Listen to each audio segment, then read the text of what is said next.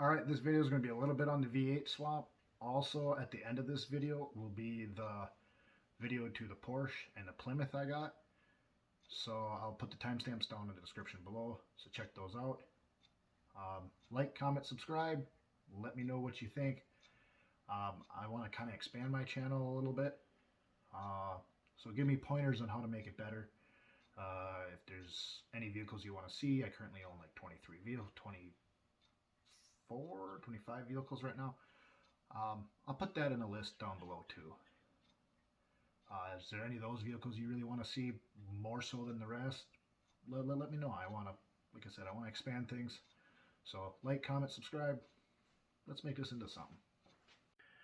Alright, with the motor out, here's Pearl. Some people were wondering how the V8 was mounted in here. They mounted, this is some flat stock. This is some square tubing. And you kind of see where they fill it in there. Then they bolted these pads on and then bolted the motor mounts to the pads.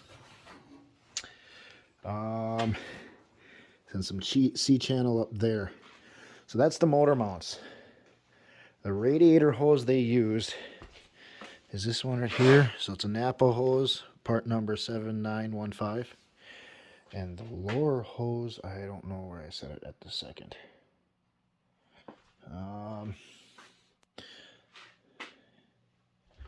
Is it back here? Yeah, it's right here.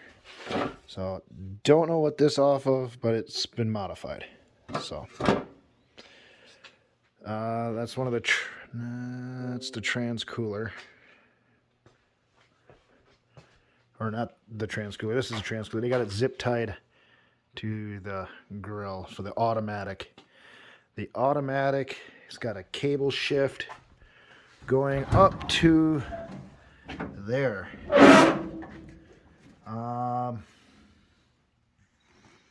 See, here's how they left the four-wheel drive levers.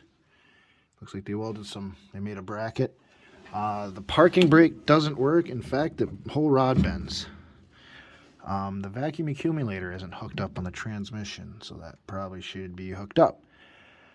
Let's go on the other side. I don't remember if there's a kickdown cable on this or not. Yes, there is. There's a kickdown cable. Okay. Yeah, so what I'm going to do first, I'm going to remove the front drive shaft completely. So it's just going to be rear-wheel drive for now, and make sure everything's working before I do anything too crazy, because I do want to swap the front axles. I got the Dana 60 front that's on my other Army truck that I was originally going to do a V8 swap, and then I bought this, and it's like, well, this is already done. So the one thing I'm worried about is that gearbox. I don't know how.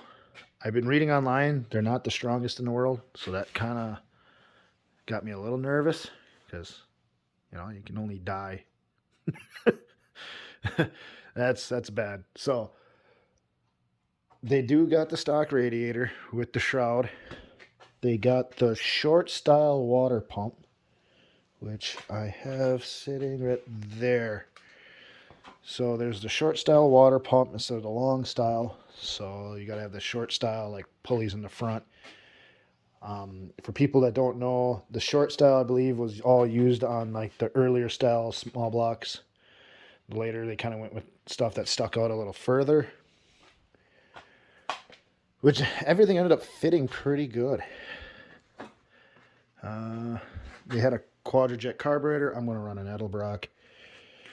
I got to redo all these cables because these were giving me problems the entire time with this truck. I got to look at how they got it run though, because haven't looked too much into that just yet. Looks like that might be the cable. I see a kill switch underneath the seat. So, oh, they did put hinges on this. Oh, that's actually kind of nice. I don't want to flip it up. I got nuts and bolts and stuff up on here. The floor pans I want to redo, because these stock floor pans, they're pretty wore out, thin, starting to rust out, and So they had like a set inside with those screwed to the top of it, and I didn't like the way it looks. So floor pans are going to change. This block is cracked is the reason why I'm changing it. It's also probably the reason why the truck was so cheap. So we're going to use that crack block. This one has been fixed, hopefully. But I figured I'll put it in this truck since swapping it's pretty easy. Gonna see how the crack came up here and then came back down. So this is actually a 350 crate engine. There's not even a ridge on here, nothing. It's actually, everything's pretty good on it. So that's why I want to try and reuse this block. It's been made in Mexico. So,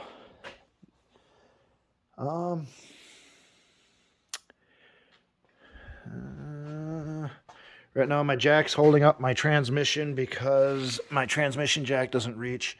That's the transmission cross member. They did use a rubber mount though, which is pretty nice. And then looks like some custom drive shaft work there to the factory transfer case. So, yeah, I'm hoping by swapping the other axles in, the brake setup's going to work. Because right now it doesn't got working brakes, even though it's got all that going on.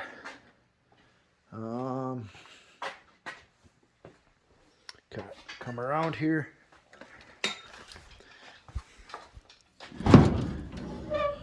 So that's the brake light switch.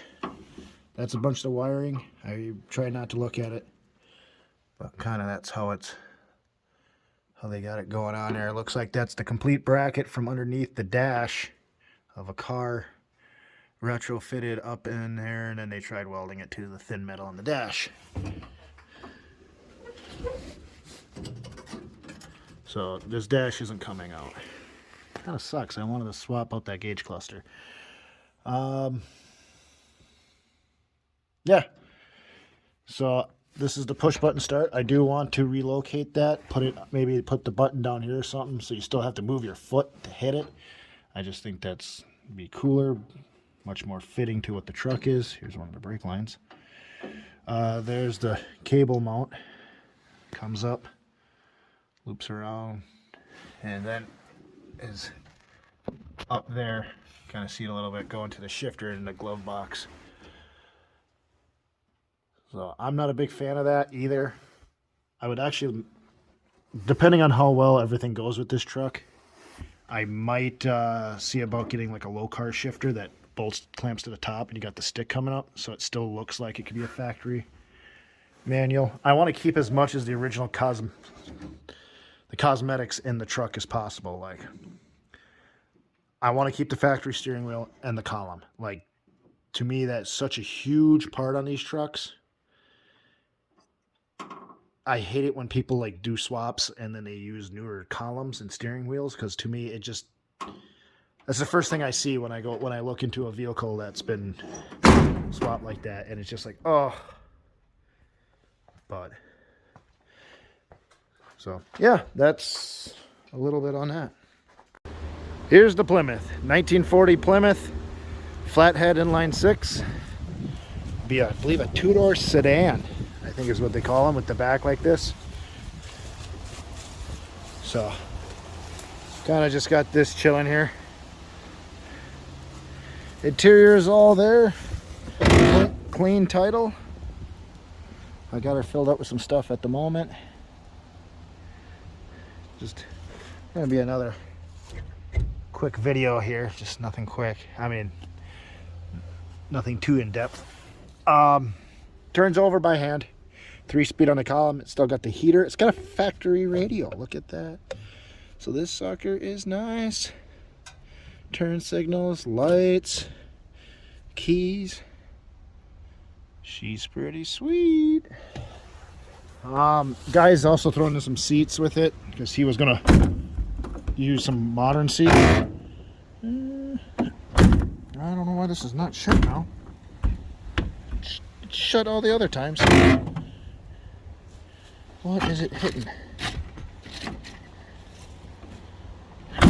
Yeah, there we go.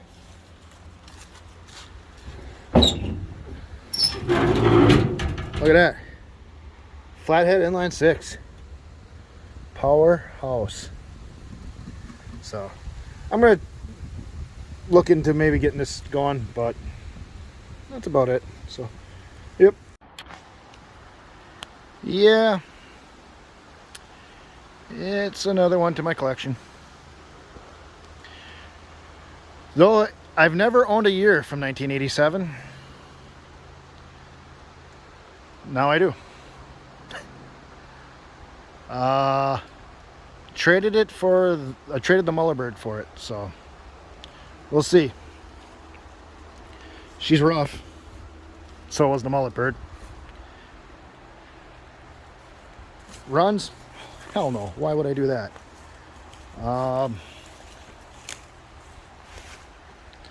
It's a 87 Porsche 944. So get her running. If this car ends up being as much fun as my 318 Ti was, it's gonna be a lot of fun. Underpowered, but you don't need power to have fun. Those are actually the funnest cars to drive, are the underpowered ones. So yeah.